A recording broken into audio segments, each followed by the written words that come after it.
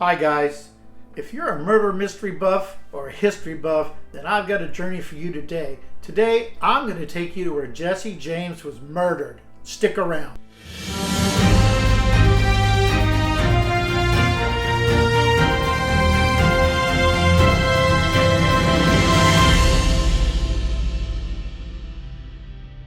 Hi guys, as we were traveling through Missouri, we found that there was a museum in a small town there called St. Joe that had Jesse James's house. So we decided that we'd stop in and see the murder scene for ourselves. As you enter this museum, you're stepping back in time. And as you enter into the main part of the museum, which is 3 stories, you are presented with a full-size steam locomotive with an attached coal cart.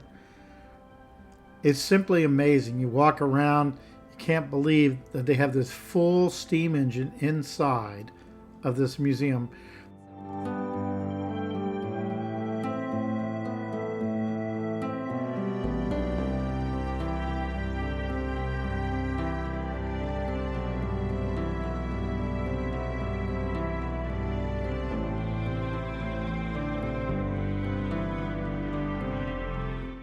As you move to the rear of the museum, you'll pass by this antique car, and inside of this garage is an antique truck that is mostly made of wood.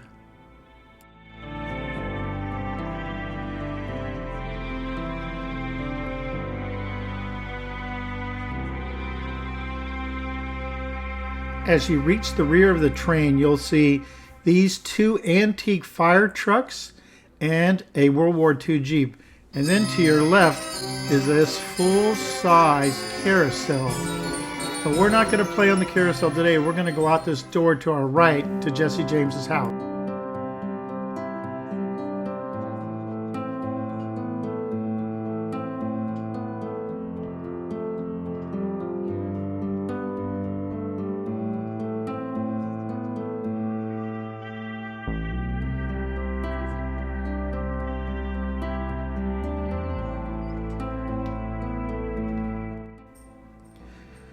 As you enter into the James house, you're entering into what would have been the kitchen originally. The sink is still there. Of course, they've changed it over now to be a greeting area with the cash register and items like that.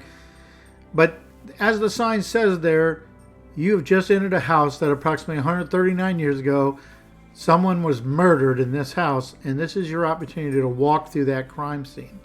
Now on display are several of the firearms and tools that were used by James and his gang, also his shoes from his kids and things like that.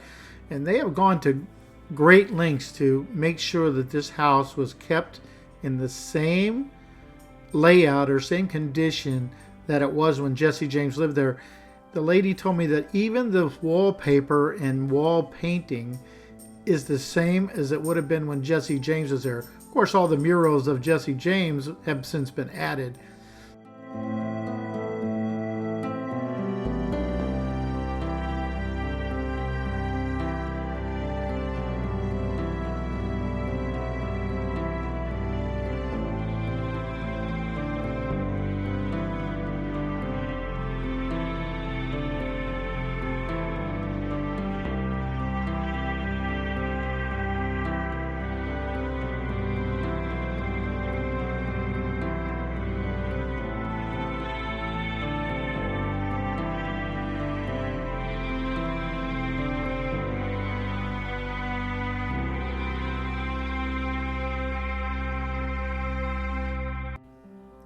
So as you move into this room, which would have been the front room, the door in front of you there being the entrance to the house, into the living room.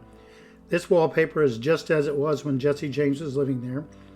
And this is a replica of the handgun that was used to kill him. The original one, that was there, was stolen, and this one's a replica.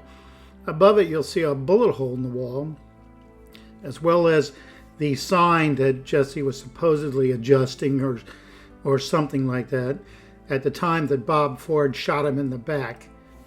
Now there's a lot of speculation that Jesse was going a little crazy and seeing bad guys behind every corner.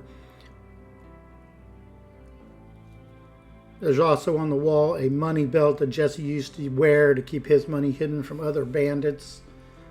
This furniture is the original furniture for the house, is what I was told. This is the bullet hole in the wall where the bullet went through Jesse's brain into the wall, and they cut open the wall trying to recover the bullet. I have no idea whether it was done or not, and supposedly that's the sign he was straightening up there. As you move toward the front door here, there's a board that states that this is what this room looked like at the time Jesse James was murdered in this room. And there's even a drawing to show the layout of the furniture and where his body was when they discovered him.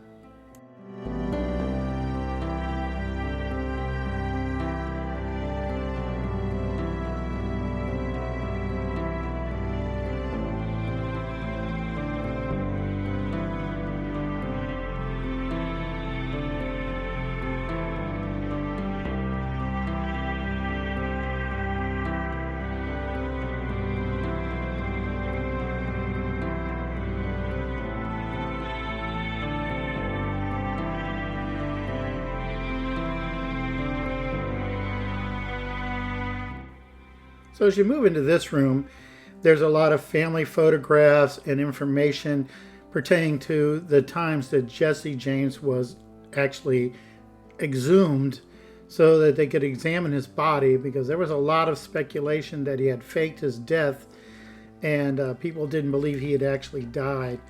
They even have this, the glass from his coffin, as well as the handles from the original coffin that he was buried in. These are the pictures of the family members they used to get the DNA to compare to prove positive that it was Jesse James in the grave. They had no problem identifying this guy. He had been shot 3 times, twice in the chest and once in the leg, and had blown off the tip of one of his fingers in an accidental shooting when cleaning his gun. Yet they still went to all this work to prove that it was actually him that was buried in that grave. Now, Jesse and Frank had befriended a newspaper man that was spinning the yarn of their tales and making them sound like they were folk heroes. So a lot of people at the time thought Jesse James was like a Robin Hood figure, stealing from the rich and giving to the poor. So in death, he became even more of a hero. This is a actual casting of his skull showing the bullet hole in the back of his head and his teeth with the gold fillings. People would actually pay $5 to get a picture of him laying dead on some ice and steal things from his grave because he was a folk hero at the time of his death.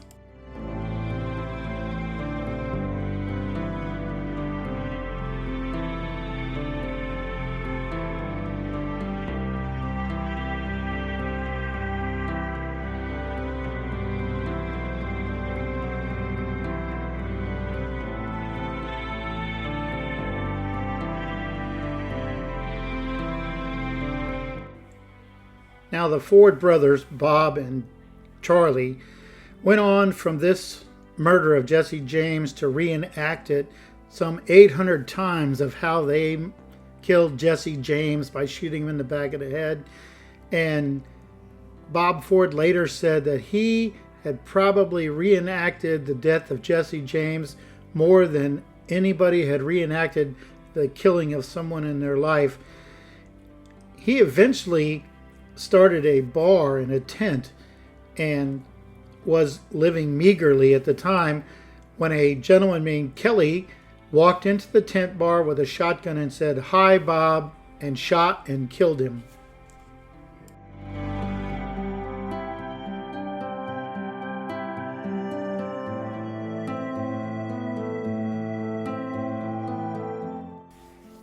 Even now, some 139 years after his murder, it's amazing to think that Jesse James was a ruthless outlaw and murderer, but when he came home to St. Joe, Missouri, he was a church-going father of 2 that walked in and out of the bars and talked to people as if he was a cattle baron or such, without them even knowing that he was this ruthless murderer and robber that they were all so terrified of.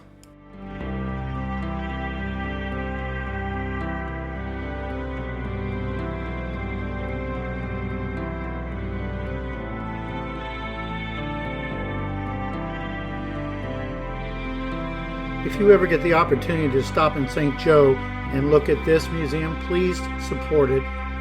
They even transferred his outhouse here. Hey guys, I want to thank you for joining us on this adventure, and please like and subscribe. It's how my channel grows. And if you have any comments on other adventures you'd like to see, put them in the comments. We'd love to hear from you. Let's make this channel and community a lot of fun to be around. I'll see you in the next video.